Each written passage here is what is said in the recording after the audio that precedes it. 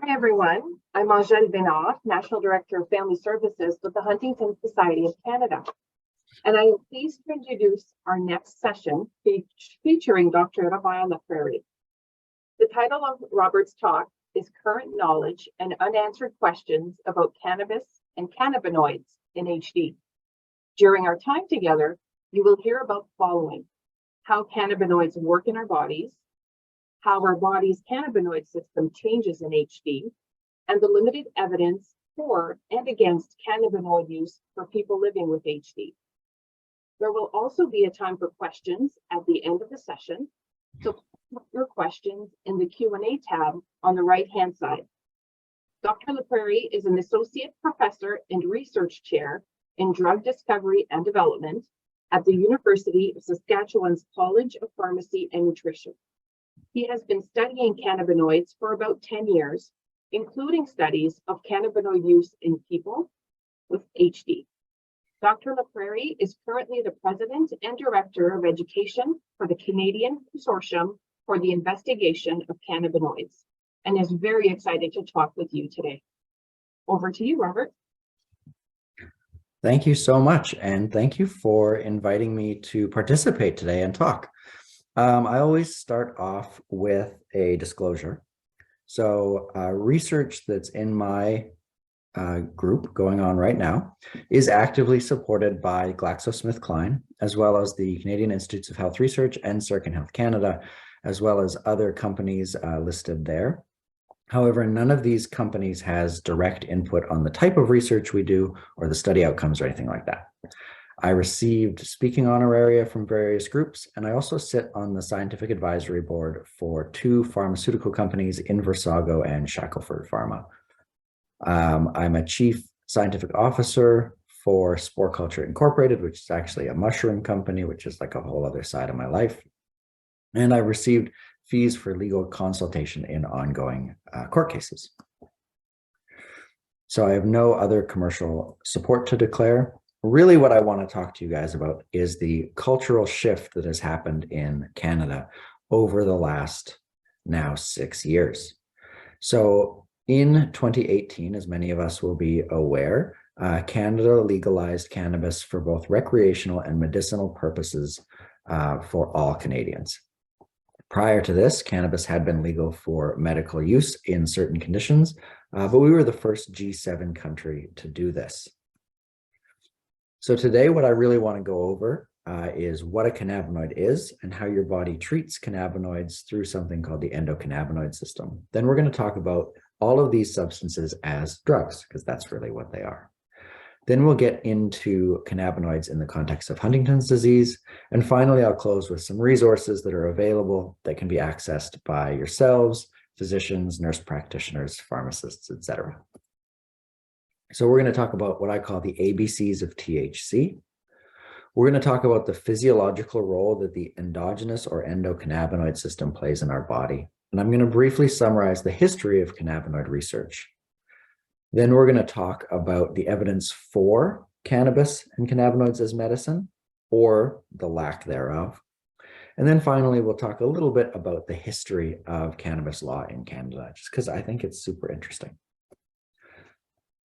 All right, so to start off with some history, the initial discovery of delta-9 THC, which is the component of cannabis that gets you high, was made in 1964 by an Israeli chemist named Raphael Mechoulam, and that's shown right here on this pretty little timeline I made. After this, people began to scientifically investigate cannabinoids. Prior to this, there had been a long cultural history of cannabis use, both for medicine and for recreational purposes across the world, including dating as far back as 2000 BCE in Eastern China. So cannabis wasn't a stranger to humans by any means, but it really wasn't until 1964 that people began studying it from a scientific perspective. After this, you can see the number of scientific publications by year kind of trickles along. And then in the early 90s, we get the discovery of the cannabinoid receptor. This is the receptor in our bodies that responds to and is activated by certain cannabinoids. And I'm going to call it CB1 for the rest of the talk, It's the main receptor present in our brains that mediates these effects.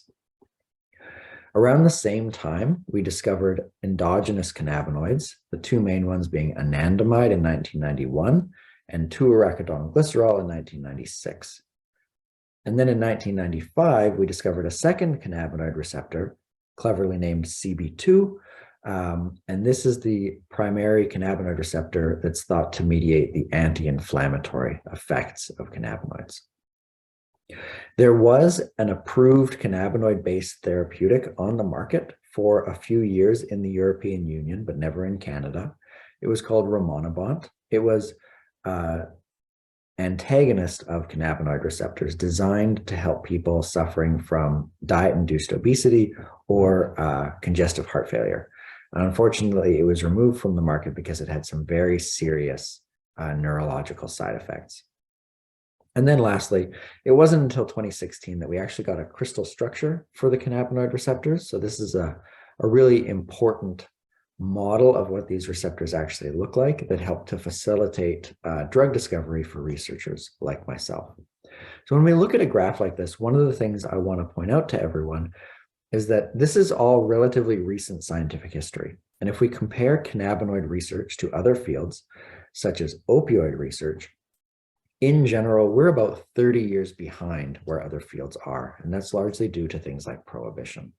So we've known about morphine from opioid poppies since at least the 1800s. We've had a structure for the opioid receptors since the 1950s. So we tend to be quite a few years or even decades behind other comparative fields of drug discovery. So now I'm going to ask for some audience participation. If you're used to Zoom, you know that you can use the raise hand function or some other response function. And I'm going to ask everyone here, how many people have been curious about cannabis use for themselves or their patients or their clients? And you can all just use the raise hand function if you're comfortable.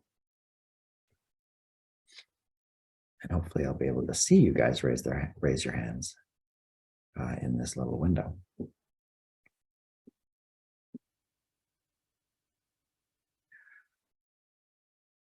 So I can see that so far we have 13 people who have raised their hand. All right, fabulous. Thank you so much. So then my next question, follow-up to that first question, is how many people have received education as part of their formal training about how cannabinoids actually work? And if you can help me out again, Aniel, that would be much appreciated. So Does anyone have 3 hands go up? Okay, so fewer hands. That's what I expect. All right, so clearly there is a knowledge gap where people are curious about cannabis use or they have questions, but it's not really part of our formalized education. So the first question is, what is a cannabinoid? So a cannabinoid is really any chemical that is structurally or functionally related to delta-9 tetrahydrocannabinol, or THC. So THC is the thing in cannabis that gets you high. And if you remember nothing else today, remember that. It is the THC that gets the high. THC also has other uses, and we'll get into that too. But there are many other kinds of cannabinoids. There are endogenous cannabinoids, like I mentioned, the two main ones being anandamide and 2-AG.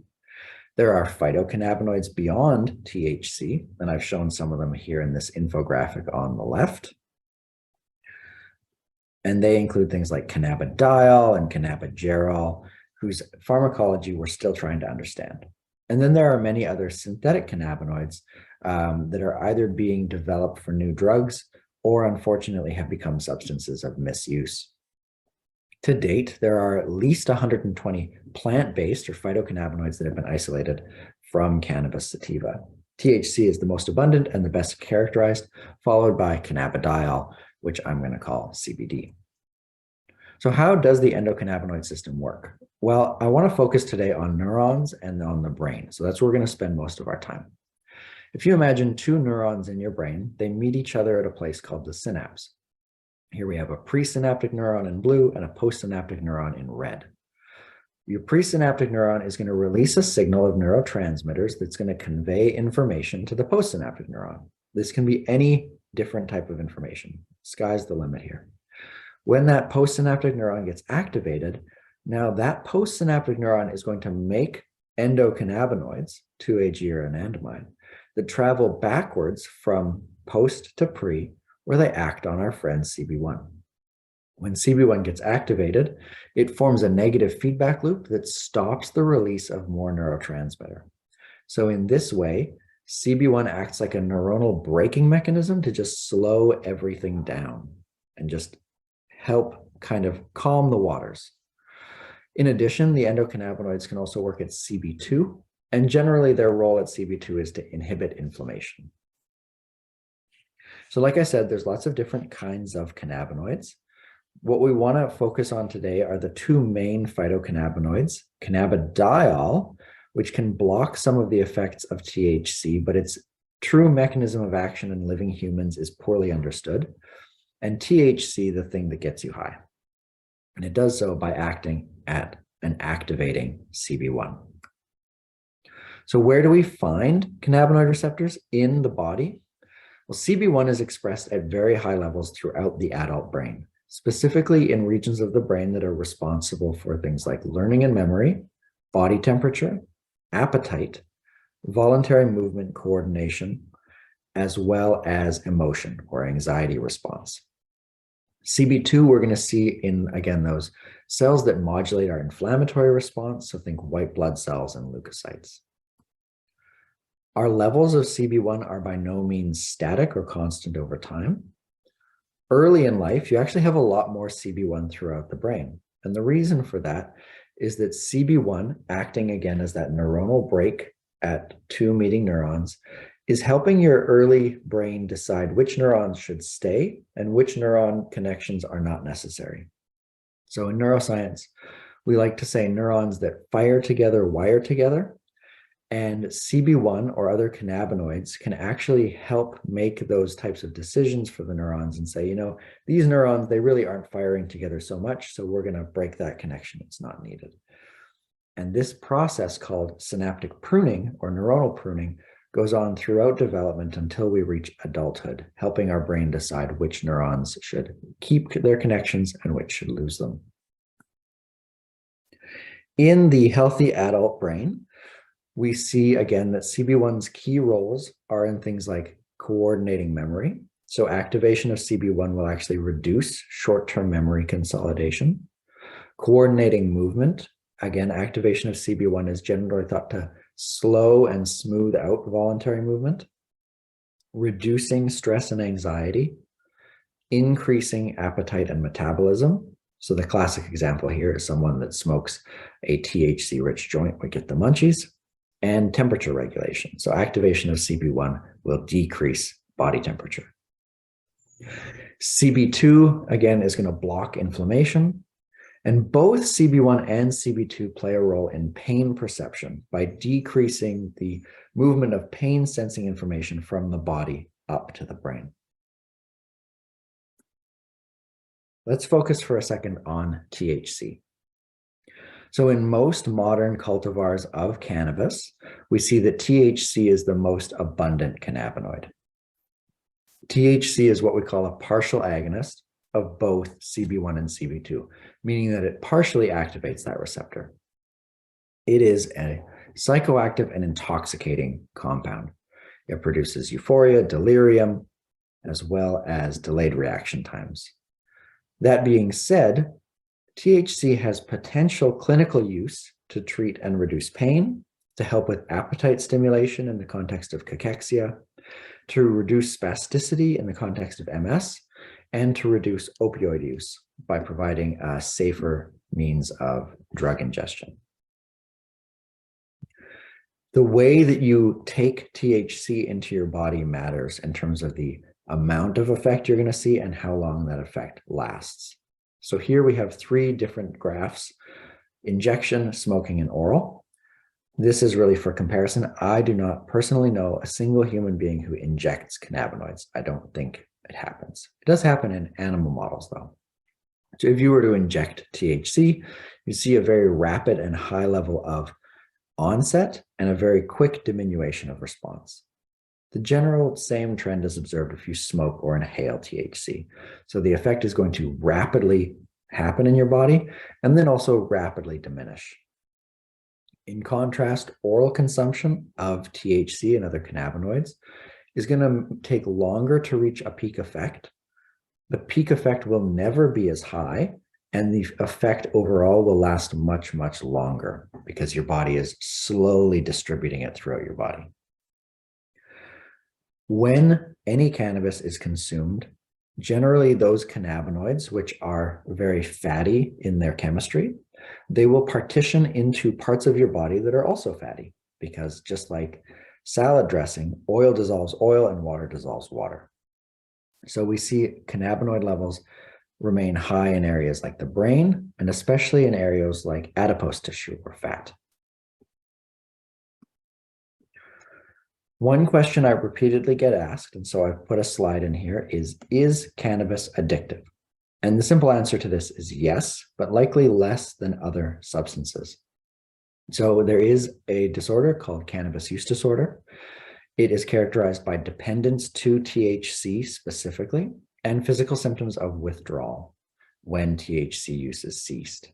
It happens in about 9% of heavy cannabis users, which is much lower than other substances such as nicotine and alcohol.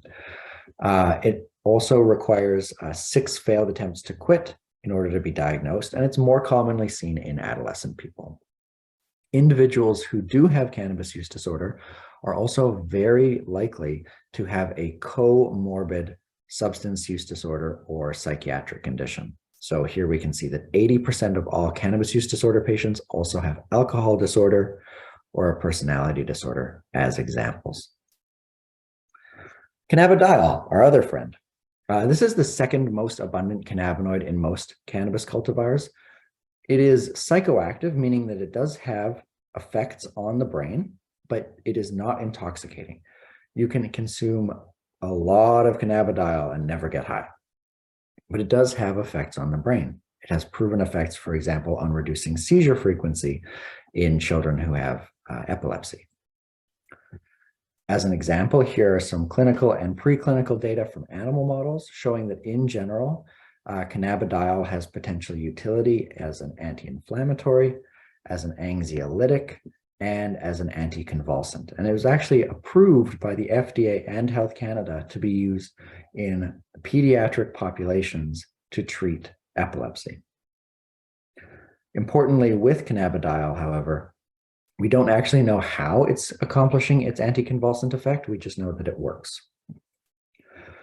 You might hear about other cannabinoids in the news. 2 of them are THCV and CBDV. THCV, here shown on the top, is a different chemical variant of THC. It's a weak agonist or an antagonist, of CB1.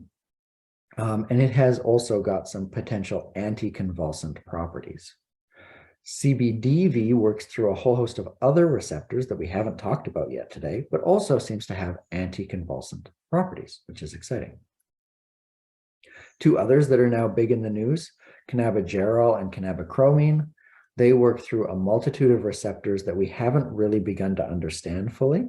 And you'll see these come up a lot in the news now, people talking about CBG and CBC. The bottom line is they seem to have a lot of really interesting pharmacology, but from a clinical perspective, we don't know enough about them to say with any certainty what they could do of benefit in the body. Then we have things like terpenes. Terpenes are chemicals that are present in all plants, and they are typically the things in the plants that give them their smell. So if you smell a lemon, you're going to smell a chemical called limonene that gives it its citrusy smell. If you walk through a pine forest, you're going to be smelling a terpene called pinene that gives it its piney smell. One of the compounds that's found in cannabis that's a terpene that's been getting a lot of press lately is this compound beta-caryophyllene. Beta-caryophyllene kind of has like a flowery smell, and it's been shown to be a partial agonist of CB2, and it's been shown to have some pretty decent anti-inflammatory activity, which has led to several patents being filed recently for different versions of beta-caryophyllene. So maybe this will lead to some new anti-inflammatories. We don't know yet. However, all that being said, we have many, many different cannabinoids in the body. And when someone ingests cannabis from a whole plant extract or smokes cannabis from a plant, they're getting a complex mixture of all of these different cannabinoids all at once. And so they're not really getting one chemical constituent that's going into their bodies. They're getting this complex milieu. And so one of the questions that's been posed scientifically recently is, does this plant have what we would call an entourage effect? And I use air quotes there. And the idea with an entourage effect is essentially that this complex mixture of chemicals is somehow demonstrably better than any one chemical alone. And so when we think scientifically about this potential entourage effect, there are some really key skeptic questions that I have that I'd like to kind of just plant in your minds today. So if we're dealing with all these different complex compounds, the first question is, does the complex combination of cannabinoids interact in your body at all? Do they affect how your body metabolizes the drug or how they work on each other? If they interact, does that mean those interactions are a good thing? Or could they be harmful? Could they not matter at all? Or could they synergize somehow?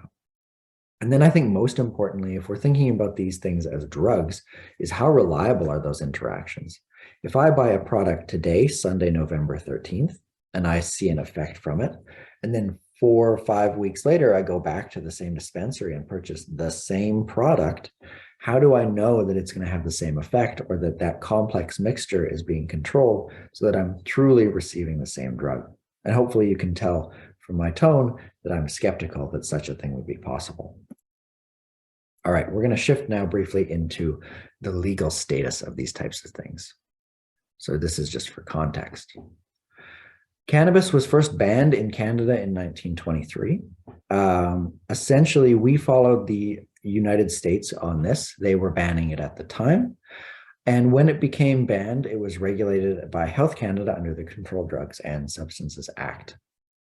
In 1972, here in Canada, the federal government commissioned something called the Ledane Commission to determine whether or not the control of cannabis was worth it. At that time, incarceration rates for cannabis were quite high. And the question was, should we continue to criminalize this? The Ledane Commission worked through the legal aspects of this and found that at the time, cannabis should be decriminalized, which is not the same as legalized, decriminalized for use, because the burden on the penal system at the time was just seen as too great to be worth it. Unfortunately, none of the measures suggested by the Ledane Commission were utilized. In 2001, the medical cannabis possibilities were made open through something called the MMAR, or the Marijuana Medical Access Regulations. And this set up a single government-sponsored commercial growth operation where cannabis was actually grown in an abandoned mine in Flin Flon, Manitoba, to be sold to individuals who had an exemption and a medical record saying that cannabis might be useful for them. In 2012, the MMAR was updated to become the Marijuana for Medical Purposes Regulations, or the MMPR. If you yourself are interested in this, then please type in the whole Marijuana for Medical Purposes Regulations, because if you just type MMPR, you're going to get a bunch of stuff about the Mighty Morphin Power Rangers, which I don't think you want. The MMPR allowed licensed applications for personal growth, again, for people who had a medical exemption for use. And this was later amended to allow for the sale of oils and non-dried products by companies other than that single government-sponsored operation. In 2016, the law was updated to become the Access to Cannabis for Medical Purposes Regulations, or the ACMPR. And this allowed for greater personal cultivation, with the federal government eyeing full legalization and rescheduling of cannabis as a drug. Then in 2017, the Liberal government announced that in 2018, cannabis would be legalized completely. And each province and territory was allowed to decide how they were going to do things. So for example, in my home province of Saskatchewan, the choice was made that it would be a retail-based model by privately held companies, and the age of use would be 19. Other groups, other provinces changed how they wanted personal growth and access to vary, with some provinces such as Quebec going for an age of consumption of 21, and many provinces using new crown corporations or established crown corporations like their liquor board to oversee the sale of cannabis. So what about cannabinoids as drugs? So we're now in an environment where cannabis is legal. You can access it medically, or you can access it recreationally. What do we know about how useful or not cannabis and cannabinoids are? We are getting better. We're getting better every day with our data. However, because of past constraints and legal issues and prohibition, historically, cannabis research has been anecdotal, which means like single case studies, or underpowered, where there just aren't enough patients to draw firm conclusions. The studies also tend to lack blinding, which means that both the patient and the physician are aware of what drug is being used. And they tend to include a heterogeneous patient population, as well as suffering from what I call a heterogeneity of substance route and administration. So for example, smoked cannabinoids versus oral cannabinoids versus other products. I'm not endorsing this photo in any way by using it, but I like this photo because it provides an illustration of the fact that if you go on Google today and you type in cannabis and disease X, you will get some article claiming that there's evidence for its use, when the fact of the matter is that everything that I talk about with the big asterisk of research in progress. One of the areas that we have growing and improving evidence for cannabis use is in the area of pain. So we know that cannabinoid receptors inhibit the movement of pain information from the body up into the brain, and cannabinoids can reduce inflammation. And this happens through a number of different receptors. So there have been a number of systematic reviews trying to understand this from a global perspective. And in general, what we tend to see is that cannabinoids reduce pain in about 30% of respondents consistently. And across studies, we see the best, most favorable outcomes in individuals who suffer from neuropathic pain and seem to see the best benefit specifically from THC-containing cannabis products. So there is growing evidence there. There's reasonable evidence as well that cannabinoids improve nausea or reduce nausea and vomiting after chemotherapy. And like I said, the benefit seems to be most in neuropathic pain. A note of caution, adverse effects are very common. They include issues with balance, issues with memory and intoxication. And so right now, the Canadian Medical Association has said that benefits need to be considerable to warrant the use, and it's often considered a second or third line option of treatment. In the context of Huntington's disease now, moving into why we're gathered here today, there have been multiple animal models that have demonstrated the potential utility for cannabinoid agonists or CB2 antagonists or inhibitors of the enzymes that break down endogenous cannabinoids in an attempt to boost endogenous cannabinoid levels. Animal models have tested things like THC, Cannabidiol, Cannabigerol, and others, and this has included work from my own lab as well.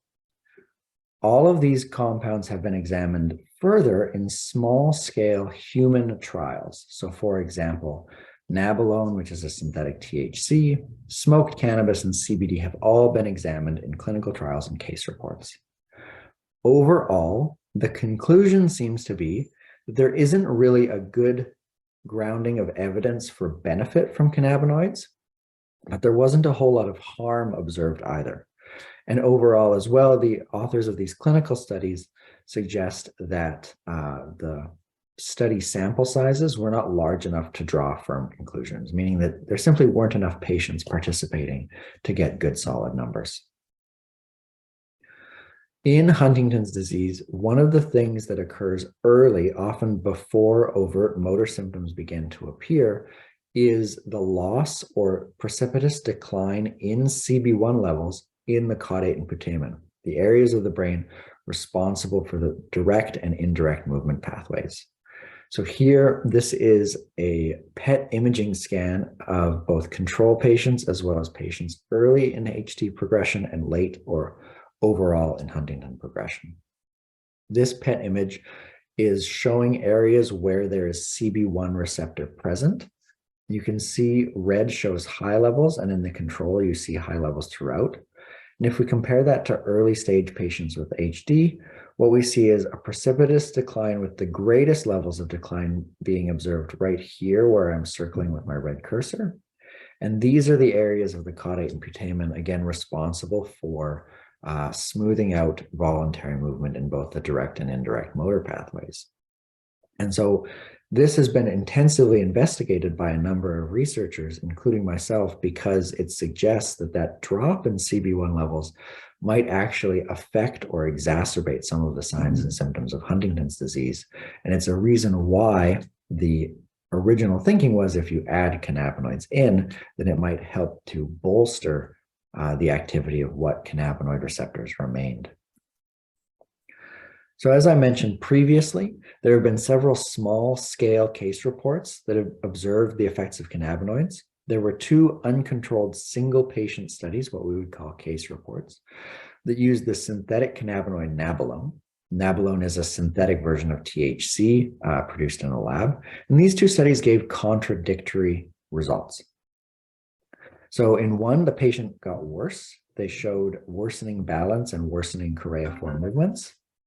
And in a second, the patient improved, which is, again, opposite effects. And these, again, were aimed at or focused at targeting this caudate and putamen area of the brain to see if they could bolster CB1 activity. After these studies, there were 3 randomized control trials conducted. The first was way back in 1991. In this study, the group gave patients 10 milligrams per kilogram body weight per day of cannabidiol over 6 weeks. The conclusion from this early study, no harms, no adverse effects, but no benefits either. Curtis et al. In 2009 followed this up with what's called a dose escalation study. In a dose escalation study, you start at a very low dose and gradually increase the dose over the course of 5 weeks. In this case, it was the nabilone compound again. They concluded that there were non-significant improvements in choreiform movement, which means that patients saw a little bit of benefit, but it wasn't statistically significant. Patients also reported a significant improvement in cognition, behavior, and neuropsychiatric inventory scales. And there were no more adverse effects than there were in the placebo group. This research group concluded that that meant that we should do a larger study, a similar study, but with more patients to get better data. So then that was followed up in 2016, but this group chose to follow up with a product called Sativex. Now, Sativex is an oral mucosal spray. You spray it in your mouth, and it's equal parts THC to CBD. They did not see any significant improvements in movement, cognition, or behavior, but they didn't see any adverse effects either. To date, this study on nabilone has not been followed up in a large-scale trial like the authors had hoped, likely because of funding issues. So right now, the guidelines from the American Academy of Neurology are as follows, and I am cognizant of time, so don't worry. For spasticity, and this is for many different movement disorders, not just Huntington disease, nabiximols, which is a 1-to-1 mixture of cannabidiol with THC, oral cannabis extracts, and synthetic THC are probably effective at reporting spasticity, specifically in patients with MS. However, oral cannabis extracts and synthetic THC have not been found to be effective at reducing physician-administered measures of spasticity, which means that patients report feeling better, but when tested, there's no significant improvement. Again, these products are probably effective at reducing pain and probably not effective at reducing MS-related tremors. Nabiximols, which again is that 1-to-1 combination of THC and CBD, are probably effective for treating urinary symptoms, but not effective for bladder incontinence. And lastly, for smoked cannabis, the research studies have not produced enough evidence to assess the safety or efficacy of smoked cannabis for treating pain, spasticity, balance, posture, and cognition. There are a number of anticipated adverse effects that it's important that people be aware of. So from the different Huntington, as well as Parkinson and multiple sclerosis literatures, these are the most common adverse anticipated effects. You can see they range in severity from things like sleepiness or somnolence to paranoia to very commonly observed diarrhea, nausea, and vomiting. So case reports and anecdotes still greatly outnumber high quality studies in this area. High quality scientific methods and standards need to be applied, but that's just the issue. The strongest evidence across all different forms of movement disorders is in the context of multiple sclerosis. And there is some indicated benefit for treatment of muscle spasticity and neuropathic pain in those patients. All right, so now some resources for you before I wrap up. There are a number of different resources available. I'm just going to shamelessly plug a couple of them. The first is the CCIC educational platform. This is overseen by the Canadian Consortium for the Investigators of Cannabinoids. We run an annual scientific meeting and we post our meeting recordings online. Another two resources are the Cannabinoid Research Initiative of Saskatchewan and the McMaster Cannabis Database. I'm going to specifically mention this McMaster Cannabis Database because they have a library of open access reviews of the latest clinical trial evidence, and it's searchable, and it's just really useful if you want kind of a 10,000-foot view of where research in a specific area of cannabis is looking. This is also a link to the Canadian Pharmacists Association as well. If there are any pharmacists in attendance today, there is a medical cannabis CE or continuing education course that the CPHA puts on that you can get credit for. If you are a physician or know a physician that think would benefit from this, the CCIC also has a CE dedicated course, so you can get credit for it for physicians to learn everything about cannabis that you could think of. It takes about 12 hours to complete. But again, I am shamelessly plugging this for the benefit of physicians out there. And then I'd just like to acknowledge all of our sources of funding and my amazing team, both at the University of Saskatchewan and our colleagues all over the world. And with that, I think I have time for questions. You do. Thank you, Robert. Thank you. I will share with you a few questions, and Great. Yeah, we'll start with the first one. So can you tell us if there is a difference between sativa and indica? Yeah, absolutely. So oftentimes people, whether they're using cannabis for recreational or medicinal purposes, they'll go into a dispensary and the dispensary person will say, oh, do you want to try an indica blend of cannabis or a sativa blend of cannabis?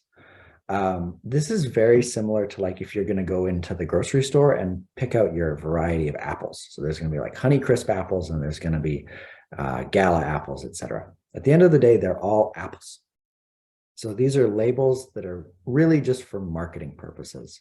What you as a patient or a user want to focus on is the percentage of THC in the product and the percentage of CBD in the product. The higher the THC content, the more intoxicated that compound or that product is going to get you. Higher CBD products have less intoxicating effects and generally seem to have better anti-inflammatory effects. But no, there is not a key difference between sativa and indica. It's just marketing. Thank you. What types of cannabis products are people generally using? Yeah. So the latest info from Health Canada shows that the majority of people, particularly in the demographic between like 20 to 30, the majority of people are still smoking their cannabis, just, classic smoking a joint type of situation.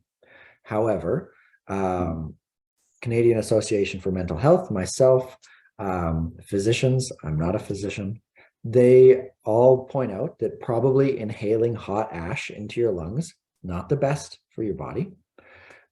So the general recommendation is if you can, to use an oral cannabis product.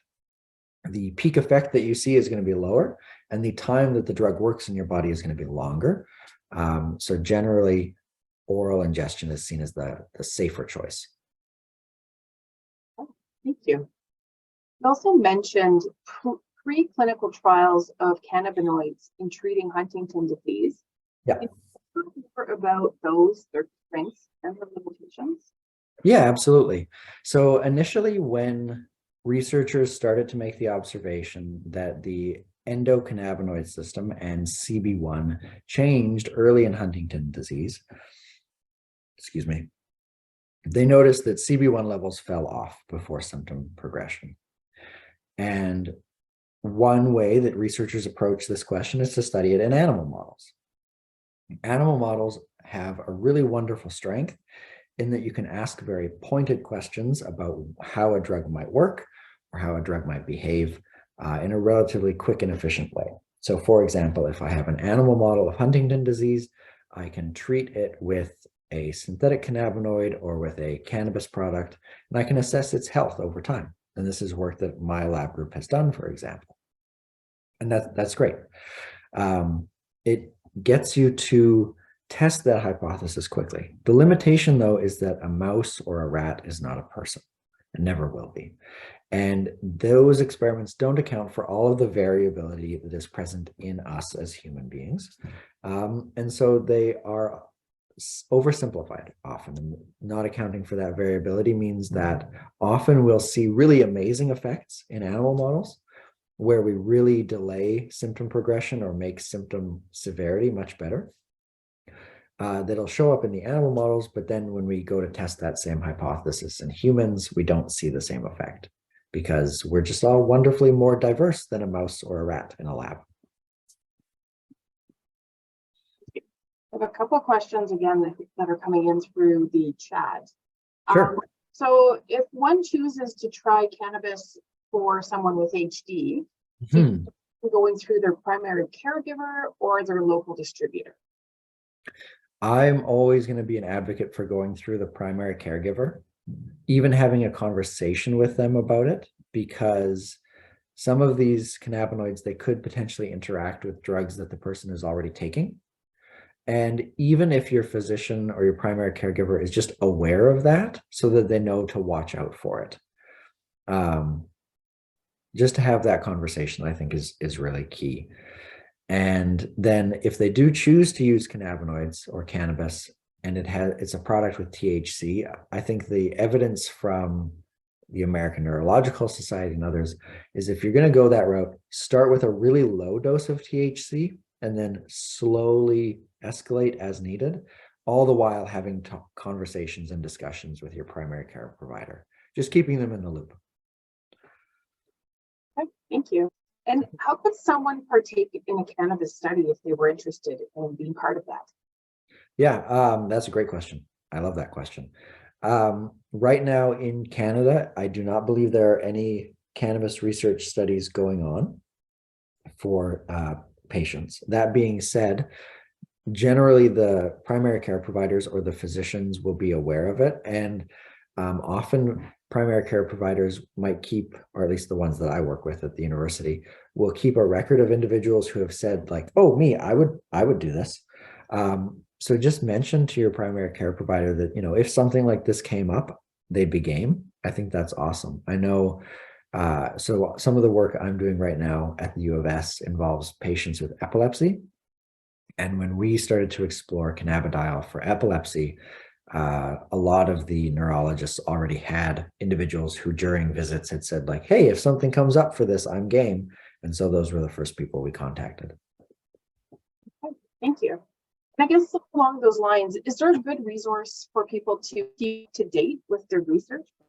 Yeah, absolutely. So depending on how like nitty gritty you want to get with this stuff, if you want kind of a 10,000 foot view, if you just kind of want an overarching summary, I would recommend that McMaster resource database that I linked to.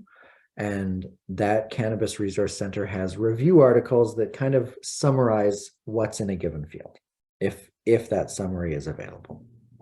After that, keeping up to date with the CCIC or other groups that have annual meetings, they'll often post their lectures like this one on an annual basis, and those are free to watch. They might not relate to Huntington's, but they will at least have kind of the latest and greatest that's out there for up-to-date research. And And then if you really want to get granular with it, if you like to get into the weeds of this stuff like I do, one of my favorite websites is called clinicaltrials.gov, just clinicaltrials.gov. And you can search the disease that you're interested in and the drug that you're interested in, and it will come up with all of the studies, even if those studies are just registered or just still recruiting and don't have results. You'll be able to see everything that's there. Thank you so much, Dr. McGinn, for that very informative session. Thank Really you. To you sharing your knowledge and time with us. Mm-hmm. We're going to dedicate the next few minutes to present a few more of our national awards. And then following that, we'll have a break and then the opportunity to visit the virtual exhibitor booths. So there's a lot of information on there. So our programming will begin at 3:45. So I'm pleased to share with you our next national award. Again, Dr. Lefebvre. Thank you.